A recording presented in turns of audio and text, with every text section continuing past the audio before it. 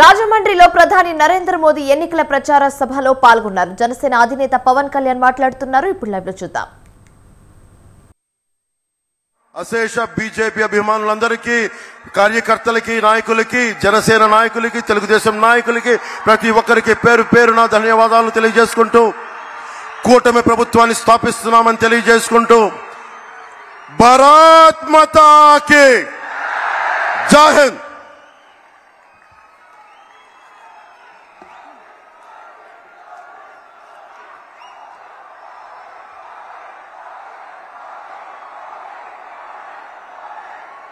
పవన్ కళ్యాణ్ గారికి ధన్యవాదాలు. ప్రపంచ దేశాలలో భారతదేశాన్ని అగ్రగామిగా నిలపడానికి గత 10 సంవత్సరాలుగా నిరంతరము శ్రమిస్తున్న మన అందరి ప్రియతమ నేత, విశ్వనేత, విశ్వసనీయ నేత గౌరవనీయ నరేంద్ర మోడీ గారి ఈ సభను ఉద్దేశించి మాట్లాడవలసిందిగా కోరుతూ ఉన్నాం.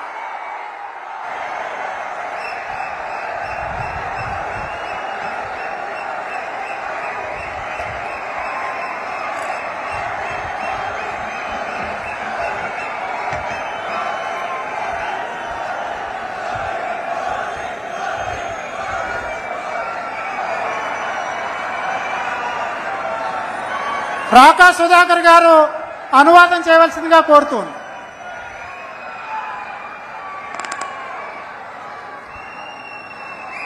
నా ఆంధ్ర కుటుంబ సభ్యులందరికీ నమస్కారాలు.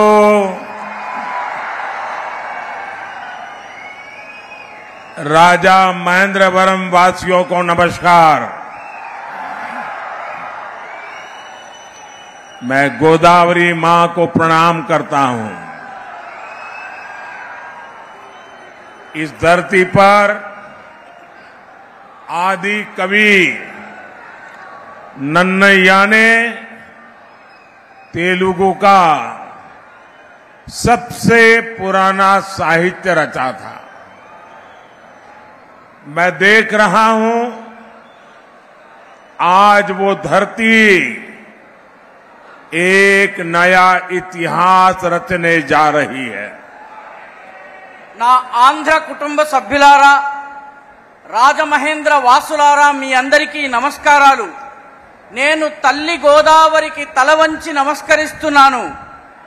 ఈ నేల మీదే ఆదికవి నన్నయ్య తెలుగులో తొలి కావ్యాన్ని రచించారు.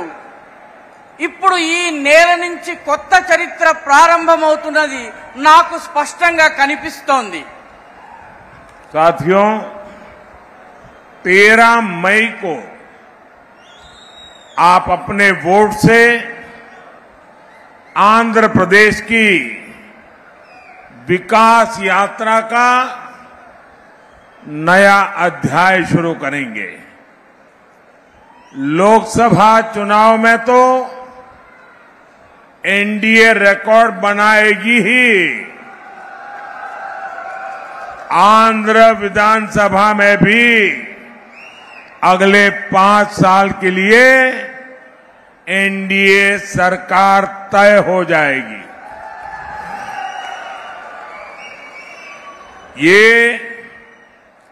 विकसित आंध्र प्रदेश, विकसित भारत की तरफ बहुत बड़ा कदम होगा. साथियों, मैं साफ देख रहा हूं, मैं अभी यहां उड़ीसा से आ रहा हूं, वहां भी असेंबली के चुनाव चल रहे हैं, यहां भी असेंबली के चुनाव है. इस समय देश में जितने भी विधानसभा के चुनाव चल रहे हैं, सब में एनडीए की सरकार बनेगी. మిత్రులారా, 13 మే 13వ తారీఖున మీ ఓటుతో ఆంధ్రప్రదేశ్లో ఒక అభివృద్ధి యాత్రలో ఒక కొత్త అధ్యాయాన్ని మీరు ప్రారంభించబోతున్నారు. లోకసభ ఎన్నికల్లో ఎన్డీఏ విజయం సాధించి తీరుతుంది. కానీ దానితో పాటు ఆంధ్రప్రదేశ్ విధానసభలో రానున్న 5 సంవత్సరాలు ఎన్డీఏ ప్రభుత్వం ఉండబోతోంది. ఇది వికసిత ఆంధ్రప్రదేశ్, వికసిత భారతదేశంలో ఉన్నటువంటి ఒక పెద్ద అంతర్భాగంగా ఉండబోతోంది. మిత్రులారా, నాకు చాలా స్పష్టంగా కనిపిస్తోంది. నేను ఒడిశా నుంచి వచ్చాను. అక్కడ కూడా విధానసభ ఎన్నికలు జరుగుతున్నాయి. ఇక్కడ కూడా విధానసభ ఎన్నికలు జరుగుతున్నాయి. దేశం మొత్తం మీద ఎక్కడెక్కడ విధానసభ ఎన్నికలు జరిగాయో అన్ని చోట్ల ఎన్డీఏ ప్రభుత్వం ఏర్పాటు కాబోతోంది. साथियों, इस चुनाव में एक और कांग्रेस पार्टी है और दूसरी ओर वाईएसआर कांग्रेस है। कांग्रेस के नेता यहां नतीजों से पहले ही हार मान गए चुके हैं और आंध्र प्रदेश की जनता ने वाईएसआर कांग्रेस को भी पूरी तरह रिजेक्ट कर दिया है। आंध्र प्रदेश में वाईएसआर कांग्रेस को पूरे 5 इयर्स का अवसर मिला। इन्होंने ये 5 इयर्स भी बर्बाद किए और आंध्र को भी विकास में पीछे कर दिया। మిత్రులారా, ఈ ఎన్నికల్లో 2 ప్రమాదాలున్నాయి. ఒకటి కాంగ్రెస్ పార్టీ, రెండవది వైఎస్ఆర్ కాంగ్రెస్. కాంగ్రెస్ నాయకులు ఎన్నికల ఫలితాలు వెలువడడానికి ముందే పరాజయాన్ని అంగీకరించారు. ఆంధ్రప్రదేశ్లో ఉన్నటువంటి ప్రజానీకము వైఎస్ఆర్ కాంగ్రెస్ ని కూడా పూర్తిగా తిరస్కరించింది. ఆంధ్రప్రదేశ్లో వైఎస్ఆర్ కాంగ్రెస్ ప్రభుత్వానికి 5 సంవత్సరాలు అవకాశం లభించింది. కానీ ఈ 5 సంవత్సరాలని వాళ్ళు పూర్తిగా వృధా చేశారు. అంతేకాకుండా ఆంధ్రప్రదేశ్ అభివృద్ధిని కూడా వెనక్కి వెళ్లేలా చేశారు. साथियों, जब चंद्रबाबू जी की सरकार थी तब ये राज्य विकास के टॉप पर था, लेकिन वाईएसआर कांग्रेस ने यहां विकास की गाड़ी को पटरी से उतार दिया। जनता के हित में काम करने के बजाय इस सरकार ने तो उल्टा आंध्र प्रदेश को ही भारी कर्ज में डुबो दिया। इसलिए देश हो या प्रदेश, आज विकास का एक ही गारंटी है और वो गारंटी है एनडीए। మిత్రులారా, అవిభక్త ఆంధ్రప్రదేశ్ ఉన్నప్పుడు చంద్రబాబు నాయుడు గారి ప్రభుత్వం ఉండింది. ఆ ప్రభుత్వము అభివృద్ధిలో ఈ రాష్ట్రాన్ని అన్నిటికన్నా పైన టాప్ కి తీసుకువెళ్ళింది.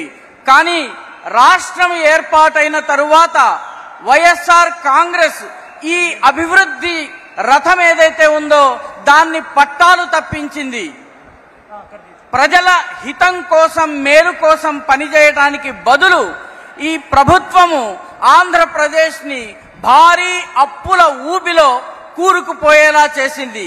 కాబట్టి దేశమైన, ప్రదేశమైన, దేశమైన, రాష్ట్రమైన నేడు అభివృద్ధికి ఉన్నటువంటి ఏకైక గ్యారంటీ ఎన్డీఏ. साथियों, आंध्र युवाओं और युवा टैलेंट का प्रदेश है। टेक्नोलॉजी में आपकी काबिलियत का लोहा पूरी दुनिया मानती है। इसलिए आज जब देश तेजी से आगे बढ़ रहा है तो आंध्र का तेजी से आगे बढ़ना उतना ही जरूरी है। लेकिन यहां की राज्य सरकार में ये उम्मीद बेकार है। डेवलपमेंट के नाम पर यहां काम 0 और करप्शन 100% हुआ है। यहां केंद्र सरकार के प्रोजेक्ट्स को डीले करके जनता के हित को डिरेल कर दिया है। इसलिए राज्य और केंद्र में जब एनडीए की डबल इंजन सरकार होगी तो सभी रुके काम पूरे होंगे। మిత్రులారా, ఆంధ్రప్రదేశ్ యువతలోని సామర్థ్యానికి చెందినటువంటి రాష్ట్రము. టెక్నాలజీలో, సాంకేతిక పరిజ్ఞానంలో, ఆ సామర్థ్యంలో ఆంధ్రప్రదేశ్ యువకుల శక్తిని యావత్ ప్రపంచం గుర్తించింది. అందుకే ఈ దేశము వేగవంతంగా అభివృద్ధి చెందాలన్నట్లయితే చెందుతున్నటువంటి సమయంలో ఆంధ్రప్రదేశ్ కూడా అంతే వేగవంతంగా అభివృద్ధి చెందడం చాలా అవసరం. కానీ ఇక్కడ ఉన్నటువంటి రాష్ట్ర ప్రభుత్వం నుంచి ఈ రకమైనటువంటి దాన్ని ఆశించటము పూర్తిగా వృధా. అభివృద్ధి పేరిట ఇక్కడ పనులు జీరో, కానీ కరప్షన్ మాత్రం 100%, 100% జరిగింది. కాబట్టి ఇక్కడ కేంద్ర ప్రభుత్వం యొక్క ప్రాజెక్టులను డీలే అంటే ఆలస్యం చేయడం జరిగింది. జనత యొక్క మేలు, జనత యొక్క బాగుని డీరైల్ అంటే పట్టాలు తప్పించడం జరిగింది. కాబట్టి రాష్ట్రంలో, కేంద్రంలో ఎన్డీఏ యొక్క డబుల్ ఇంజన్ ప్రభుత్వం ఉండాలి. అప్పుడు మాత్రమే ఆగిపోయిన పనులన్నీ మళ్ళీ ప్రారంభమవుతాయి. भाइयों बहनों, आपको कांग्रेस से भी उतना ही सावधान रहना है। आप याद करिए, 10 साल पहले कांग्रेस ने देश को कहां पहुंचा दिया था। जब कांग्रेस केंद्र सरकार में थी, भारत की चर्चा स्कैम के लिए होती थी। మిత్రులారా, సోదర సోదరీమణులారా, మీకు కాంగ్రెస్ విషయంలో కూడా అంతే జాగ్రత్తగా ఉండవలసిన అవసరం ఉంది. గుర్తుంచుకోండి, 10 సంవత్సరాల ముందు కాంగ్రెస్ ప్రభుత్వము దేశాన్ని ఏ అధోగతిలోకి తీసుకెళ్లింది. అప్పుడు కాంగ్రెస్ కేంద్ర ప్రభుత్వంలో అధికారంలో ఉన్న సమయంలో భారతదేశంలో స్కాముల గురించి తప్ప మరొక దాని గురించి చర్చ లేదు. भाइयों और बहनों, ये कांग्रेस वाले, इंडी अलायंस वाले गुस्से में आए दिन ईडी चिल्लाते रहते हैं। आप जानते हैं ऐसा ये क्यों करते हैं? इसका जवाब आज पूरा देश टीवी पर देख रहा है। झारखंड में ईडी ने नोटों के पहाड़ खोदकर निकाले हैं। कांग्रेस के मंत्री के निजी सचिव के नौकर के पास से ये नोटों का पहाड़ निकला है। सोचिए, कांग्रेस वालों ने अपने नौकर के घर को काली कमाई का गोदाम बना रखा था। ये पहला मौका नहीं है। इससे पहले भी कांग्रेस के एक सांसद के पास से नोटों का इससे भी बड़ा पहाड़ मिला था। इतने नोट है कि मशीनें भी गिनते गिनते थक जाती हैं। साथियों, आज मैं देश के सामने एक और संयोग की बात करूंगा। आखिर ऐसा क्यों है कि जिनके पास से भी नोटों के ये पहाड़ मिलते हैं वो कांग्रेस की फर्स्ट फैमिली के करीबी होते हैं? ऐसा क्यों होता है? कहीं ऐसा तो नहीं कि जो पैसे पकड़े जा रहे हैं वो कहीं सप्लाई होने के लिए रखे थे? कहीं ऐसा तो नहीं कि कांग्रेस की फर्स्ट फैमिली ने देश भर में ऐसे ही काली कमाई के गोदाम बना रखे हैं? देश ये कांग्रेस के शहजादे से जरूर जानना चाहता है। साथियों, मोदी जब इनकी काली कमाई पकड़ लेता है तो ये मोदी को गालियां पर गालियां देते हैं, लेकिन मोदी को गालियों की नहीं, गरीब की चिंता है। उस गरीब की जिसका पैसा इन भ्रष्टाचारियों ने लूटा है। इसलिए मोदी कानूनी सलाह ले रहा है। अभी तो ईडी ने ही सिर्फ 1.25 लाख करोड़ रुपए की संपत्ति अटैच की है। अगर पूरा मिलाकर देखेंगे तो कई लाख करोड़ रुपए जब्त हुए हैं। मैं कानूनी राय ले रहा हूं कि जिनको लूटा है उनको वापस पैसे कैसे लौटाया जा सकता है। पहले भी मोदी ऐसे ही 17,000 करोड़ रुपए उसके हकदारों को लौटा चुका है। किसी गरीब का हक नहीं मारा जाएगा, ये मोदी की गारंटी है। సోదర సోదరీమణులారా, ఈ కాంగ్రెస్ నాయకులు అదే విధంగా ఇండి అలయన్స్ నాయకులు ప్రతిరోజు కోపంతో ఈడీ పైన ఎందుకు ఈడీ అని అరుస్తూ ఉంటారు. మీకు తెలుసా ఇలా ఎందుకు జరుగుతుందో? ఎందుకంటే దీని జవాబు ఈ రోజు మొత్తం దేశము టీవీలో చూస్తోంది. ఏం జరిగింది? జార్ఖండ్ లో ఈడీ ఒక డబ్బుల కొండని, నోట్ల కొండని తవ్వి వెలికి తీసింది. కాంగ్రెస్ యొక్క మంత్రి యొక్క సెక్రటరీ గారి ఇంట్లో పనిచేసే నౌకరి ఇంట్లో డబ్బుల కొండ లభించింది. ఒక్కసారి ఆలోచించండి. కాంగ్రెస్ వాళ్ళు తమ ఇంట్లో కూడాను తమ నల్లధనపు ఆదాయాన్ని దాచిపెట్టే గోదాములు తయారు చేస్తున్నారు. ఇలా జరగడం మొదటిసారి కాదు. ఇంతకు ముందు కూడా కాంగ్రెస్ కి సంబంధించిన ఒక ఎంపీ దగ్గర ఇదే రకంగా డబ్బులకు సంబంధించిన పెద్ద కొండ లభించింది, కొండంత కరెన్సీ లభించింది. ఎంత డబ్బు లభించిందంటే నోట్ల మెషిన్ తో లెక్కించినా కూడాను ఆ నోట్ల మెషిన్లు పనిచేయనటువంటి పరిస్థితి, అవి అలిసిపోయినటువంటి పరిస్థితి. మిత్రులారా, ఈరోజు దేశం ముందు మరొక్క విషయాన్ని నేను ఉంచదలుచుకున్నాను.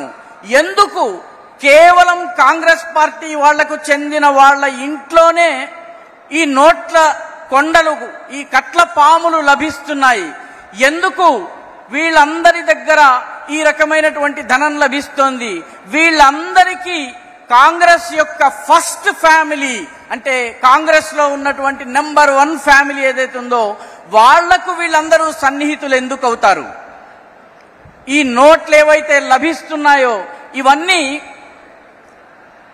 ఏదైనా సప్లై చేయడం కోసం దాచారా? ఒక సప్లై లైన్ లో భాగంగా, లేదా ఇవన్నీ కూడాను ఫస్ట్ ఫ్యామిలీకి చెందినటువంటి తొలి కుటుంబానికి సంబంధించిన నోట్లు దాచే వ్యవస్థ. కాబట్టి ఆలోచించవలసిన విషయం ఏంటంటే, కాంగ్రెస్ యొక్క రాకుమారుడు ఎవరైతే ఉన్నారో ఆయన దగ్గర నుంచి జాతి జవాబును ఆశిస్తోంది. మిత్రులారా, దేశంలో మోదీ ఇటువంటి నల్ల ఆదాయం ఏదైతే ఉందో దీనిని పట్టుకోగానే వీళ్ళందరూ కూడాను మోదీని తిట్టుతూ ఉంటారు, విమర్శిస్తూ ఉంటారు, శాపనార్థాలు పెడుతూ ఉంటారు. కాబట్టి లేకిన్ మోదీ తిట్లతో భయపడేటటువంటి వ్యక్తి కాదు. ఆయన పేదల గురించి పనిచేసేటటువంటి వ్యక్తి. అందుకే మోదీ ఒక కొత్త చట్టాన్ని తీసుకొచ్చేందుకు న్యాయ నిపుణులతో చర్చిస్తున్నారు. ఈడీ కేవలము 1,25 కోట్ల రూపాయల సంపదను మాత్రమే అటాచ్ చేసింది. కానీ ఇవన్నీ కలుపుకుంటే లక్షలాది కోట్ల రూపాయలు ఉన్నాయి. కాబట్టి న్యాయ నిపుణుల సలహా తీసుకుని తద్వారా ఎవరైతే దోచుకున్నారో వారి దగ్గర నుంచి డబ్బులు ఎలా తిరిగి తీసుకుని రావాలి అన్నది నేను ఆలోచన చేస్తున్నాను. గతంలో కూడా తీసుకొచ్చిన తరువాత పేదలకు ఎలా ఇవ్వవచ్చును, గతంలో కూడా మోదీ 17,000 కోట్ల రూపాయలను నిజమైన హక్కుదారులకు పంపించారు. గరీబ్ పేదలకు చెందినటువంటి వాళ్ళ హక్కు ఏదైతే ఉందో దాన్ని ఎవరూ లాక్కోవడానికి వీల్లేదు. ఇది నరేంద్ర మోదీ యొక్క గ్యారంటీ. పర్ఫార్మ్ ట్రాన్స్ఫార్మ్ అనేటటువంటి మంత్రాన్ని పఠిస్తూ చాలా తీవ్రమైనటువంటి గతితో అభివృద్ధి చెందుతోంది. మీరు వేసేటటువంటి సరైన ఓటు వల్ల సమస్యలను అవకాశాలుగా మార్చుకోవచ్చు. నేడు మొత్తము భారతదేశం గురించి యావత్ ప్రపంచము పాజిటివ్గా ఆలోచిస్తోంది. అలాంటి పరిస్థితిలో ఆంధ్రప్రదేశ్లో ఉన్నటువంటి ఈ వైఎస్ఆర్ కాంగ్రెస్ యొక్క నెగటివిటీని కూడా దూరం చేయాల్సిన అవసరం ఉంది, తొలగించాల్సిన అవసరం ఉంది. భారతీయ జనతా పార్టీ ఎన్డీఏలతో కలిసి జతకట్టి రావలసినటువంటి అవసరం ఉంది. साथियों, ये लोग शराबबंदी का वादा करके सरकार में आए थे, लेकिन आज राज्य सरकार ही शराब की डीलिंग और भ्रष्टाचार करने में लगी है। यहां शराब का बड़ा सिंडिकेट चल रहा है और कहने वाले कहते हैं कि आज आंध्र सरकार सैंड माफिया और शराब माफिया ही चला रहे हैं। वाईएसआर कांग्रेस सरकार में भ्रष्टाचार फुल स्पीड में है, लेकिन विकास कार्यों पर ब्रेक लगा हुआ है। మిత్రులారా,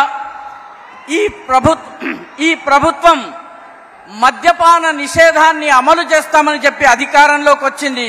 కానీ ఇప్పుడు రాష్ట్ర ప్రభుత్వమే మద్యం యొక్క లావాదేవీలు చేస్తోంది, వ్యాపారం చేస్తోంది, అదేవిధంగా అవినీతికి పాల్పడుతోంది. ఇక్కడ మద్యానికి సంబంధించినటువంటి ఒక పెద్ద సిండికేట్ నడుస్తోంది.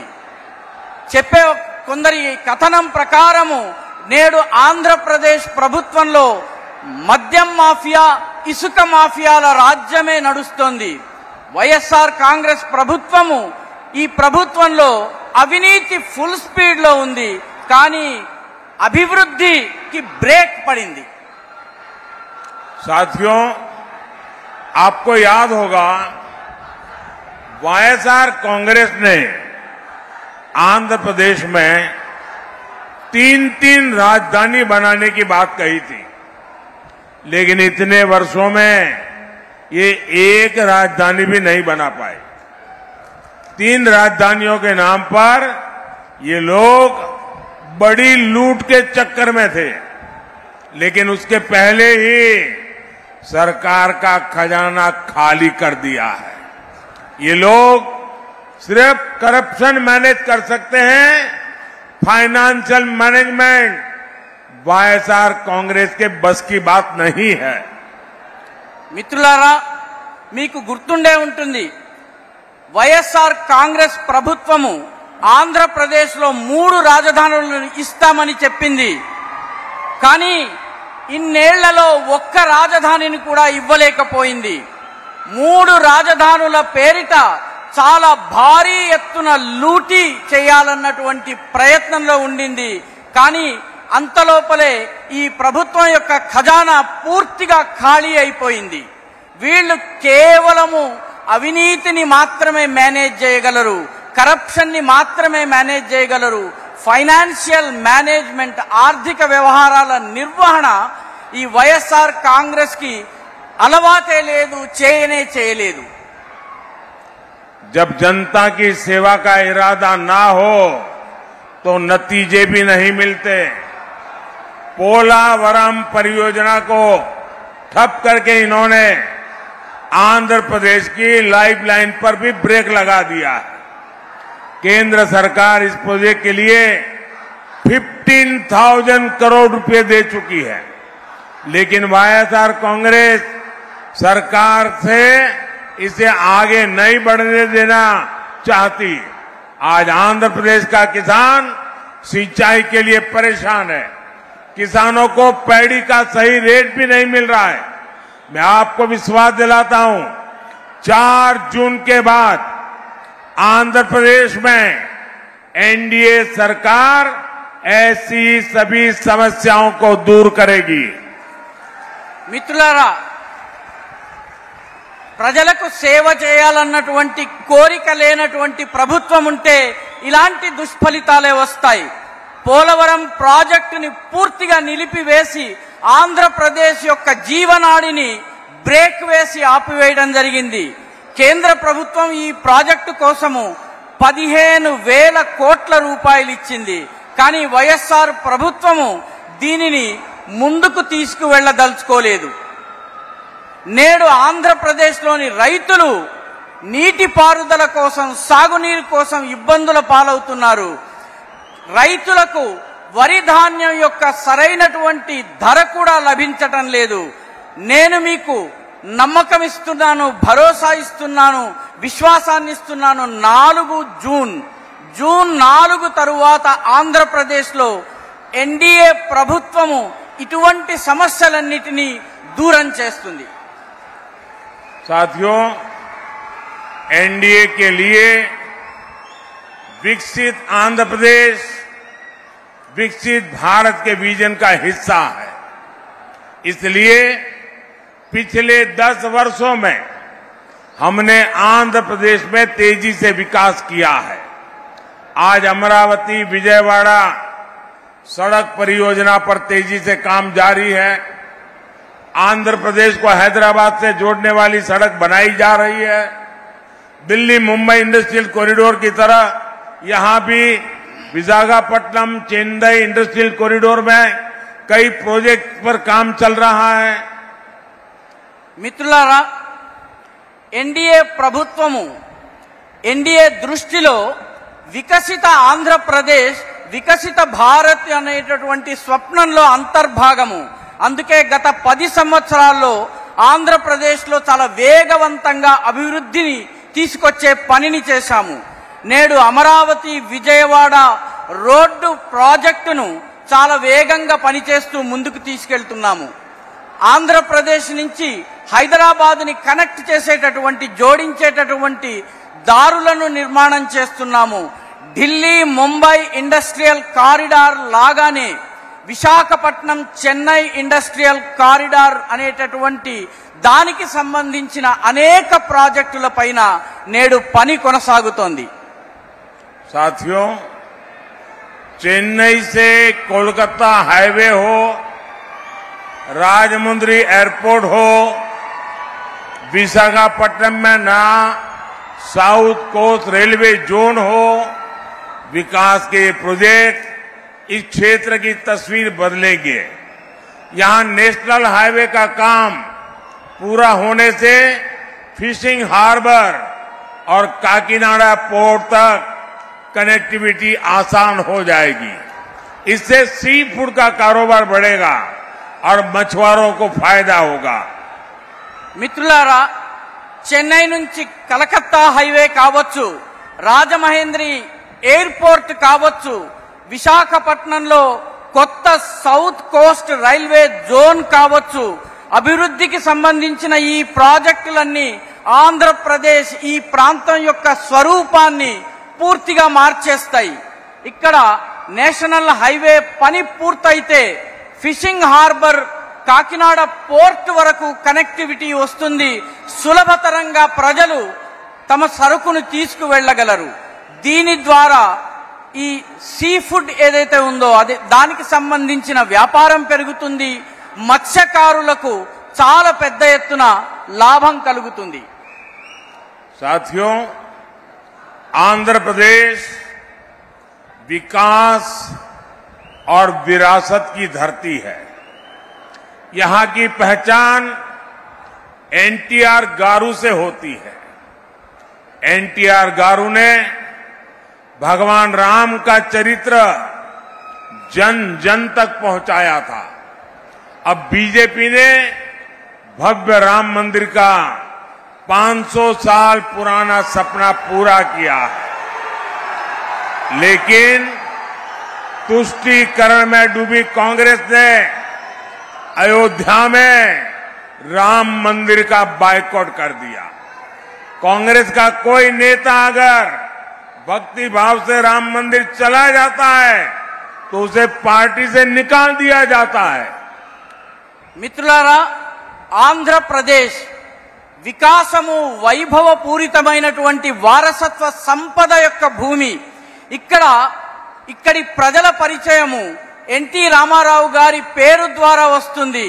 ఎన్టీ రామారావు గారు భగవాన్ శ్రీరామచంద్రుని యొక్క పాత్రను పదే పదే ధరించి ప్రతి ఒక్క ప్రజల హృదయాల దాకా తీసుకువెళ్లారు. నేడు భారతీయ జనతా పార్టీ ఒక భవ్య రామ మందిరాన్ని నిర్మాణం చేసి 500 సంవత్సరాల స్వప్నాన్ని పూర్తి చేసింది. కానీ కాంగ్రెస్ బుజ్జగింపు రాజకీయాలలో కూరుకుపోయి అయోధ్యలోని రామ మందిర్ యొక్క ప్రాణ ప్రతిష్టను బాయ్కాట్ చేసింది, బహిష్కరించింది. కాంగ్రెస్ యొక్క నేత ఒకరైనా రామభక్తితో రామ మందిరం దగ్గరికి వస్తే వారిని పార్టీ నుంచి తొలగించి వేయడం జరుగుతోంది. साथियों, 13 मई को आपको आंध्र प्रदेश के भविष्य के लिए मतदान करना है।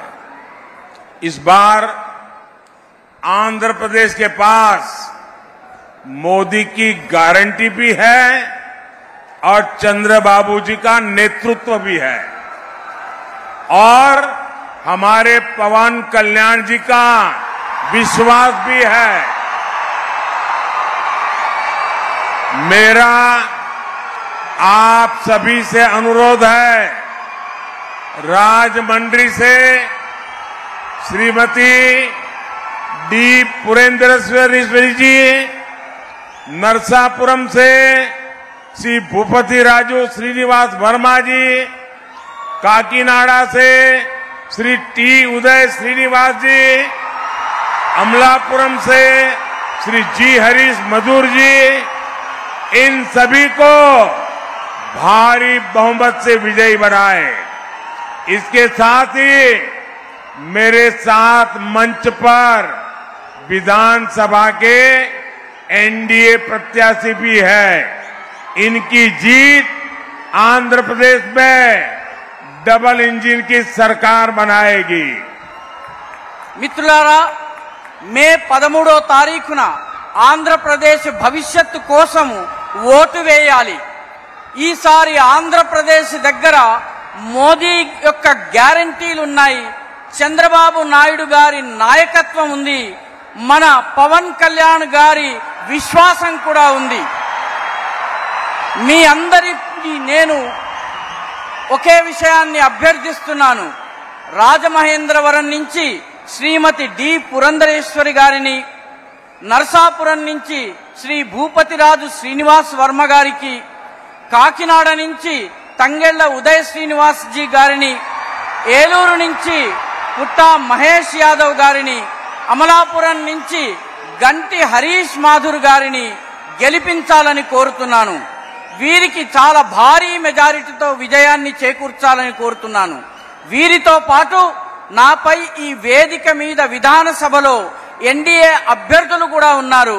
వారిని కూడా గెలిపించి ఆంధ్రప్రదేశ్లో డబుల్ ఇంజన్ ప్రభుత్వాన్ని ఏర్పాటు చేద్దాం. मेरा एक और आग्रह है, यहां से जाकर ज्यादा से ज्यादा परिवारों में जाना, ज्यादा से ज्यादा लोगों को मिलना और उनको कहिएगा कि मोदी जी राजमंड्री आए थे और मोदी जी ने आपको प्रणाम कहा है, मेरा प्रणाम जरूर पहुंचा दीजिए।